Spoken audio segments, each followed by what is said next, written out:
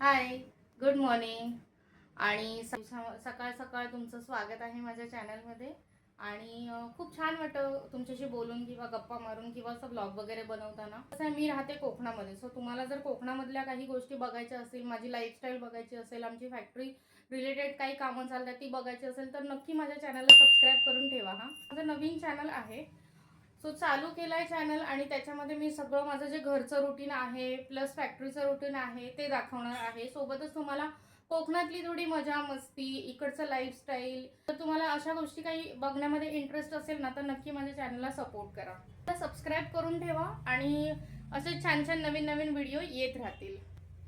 Just आता बाकीचं सगळं आवरलंय. सो सगळं आवरलंय, आता जाण्याची तयारी झालेली आहे. भांडी मेंढी सगळी घासून झालेली आहेत. नाश्ता आज ॲक्च्युली नाश्ता बनवलेला, आप्पे आणि चटणी बनवली होती. सो ते एक पॅन फक्त बाकी आहे, बाकी सगळं आवरलं आहे. आणि इकडे पाव आणलेत. सो संध्याकाळी एक मस्त असा बेकरीपासून गोवाचे आहे ते हार्डली आम्हाला 1 तासावरती वगैरे आहे. सो तिकडचा जो कल्चर आहे तो पण आमच्यामध्ये थोडाफार प्रमाणामध्ये फॉलो केला जातो किंवा तिकडचा कल्चरसुद्धा आवडतो आम्हाला. तिकडच्या डिशेस, तिकडच्या रेसिपीज ह्या सुद्धा सगळ्या मला आवडतात. सो त्यांच्याकडे एक प्रकार जो आहे रोज आमलेट, म्हणजे ती लोक तिकडे रोज आमलेट असं म्हणतात, उच्चार करतात, पण ट्रेडिशनल डिश आहे त्यांची. सो आपल्याला काय तेवढं त्यांच्या इतकं परफेक्ट जमत नाही, पण जे जमतंय, जे जसं जमतंय तसं करायचं आणि थोडीशी मजा घ्यायची. म्हणून आज ती मी रेसिपी ट्राय करणार आहे, पण ती फॅक्टरीतून आल्यानंतर मी करणार आहे, कारण त्याच्यामध्ये खूप काही असं करायचं नाही आहे. जे फटाफट फटाफट होणाऱ्या गोष्टी आहेत. फक्त जे पाव लागणार आहेत संध्याकाळी काय मला कदाचित मिळतील किंवा कदाचित मिळणार नाही, म्हणून मी सकाळचेच आणून ठेवलेत ते. सो पाव आणि रस ऑमलेट, म्हणजे रस ऑमलेट जो खातात तो पाव सोबत, पाव आणि रस ऑमलेट. सो हे संध्याकाळी करायचं आहे. बघत राहा, कारण आता फॅक्टरीत जायचं टायमिंग झालेला आहे. सगळं रेडी आहे, निघते आणि फॅक्टरीमध्ये भेटते. हाय, आम्ही श्री गणेश चॉकलेट फॅक्टरी, आम्ही ट्रॅव्हलिंग करताना आम्हाला दिसलं, आम्ही स्टॉप केलंय. इकडं बरं व्हरायटी, सगळ्या टाईपचे चॉकलेट फ्लेवर विजिट करायचं. इतकं भारी रिजनेबल पण आहे प्राईस, आणि प्राईस पण बरं आहे, आणि चॉकलेटला टेस्ट पण बरं आहे. आणि वेगवेगळ्या व्हरायटी, चॉकलेटमध्ये व्हरायटी आहे, चॉकलेट आहे, जेली आहे, चॉकलेट आहे, सगळ्या टाईपचे व्हरायटी मिळणार इकडं. अवजरून कोण इकडून क्रॉस करायला लागेल तर विजिट करा चॉकलेट फॅक्टरीला. बाहेरून चॉकलेट फॅक्टरी सुंदर दिसते आणि आतमधून तर जास्त सुंदर दिसते. वेगवेगळे फ्लेवरमध्ये सगळे चॉकलेट्स भेटतात. पाहिलं तुम्ही किती मस्त रिव्ह्यू देतात इकडे येणारे कस्टमर.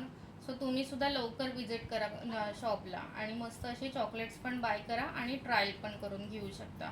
सो ते झाल्यानंतर मी इकडे एक काम आवरून घेतलं होतं, जे की होतं माझं रील शूटचं. एक कस्टमाइज चॉकलेट केले होते आपण. 3rd इयरची छोटी बेबी गर्ल होती, तिच्या बड्डेसाठी स्पेशली. सो तुम्हाला चॉकलेट्स कसे वाटलेत ना ते पण सांगा, आणि जर तुम्हाला असं करून घ्यायचं असेल ना तरी पण मला कमेंट करून सांगा.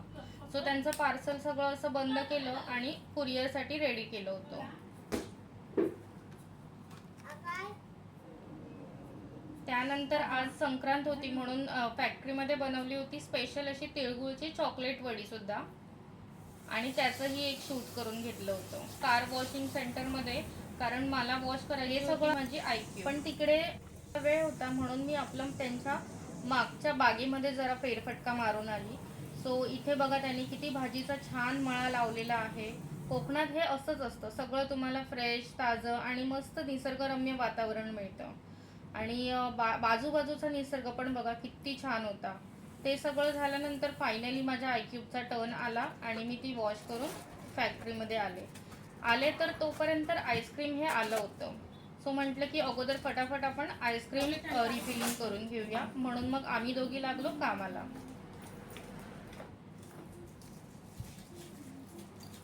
आईस्क्रीमचे असे सर्व फ्लेवर्स एकत्र बघून किती छान वाटतं ना, असं सगळंच खावेसे वाटतात. हा फ्लेवर घेऊ, तो फ्लेवर घेऊ, आणि सगळे एकत्र फोडताना पण मजा येते.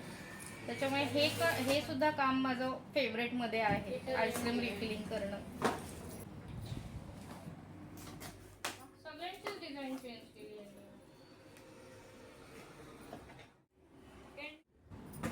अशा पद्धतीने आम्ही पूर्ण जो आलेला स्टॉक होता ना तो फ्रीजमध्ये भरून घेतला. फ्रीज फुल छान डिस्प्लेला पण लावला होता. पण असं काहीतरी झालं की नेक्स्ट डे मॉर्निंगमध्येच आम्हाला जो हा भरलेला फ्रीज होता ना तो डिस्ट्रीब्युटर या सगळ्या अपडेटसाठी नक्की पार्ट 2 येणार आहे, तो पण बघा. तोपर्यंत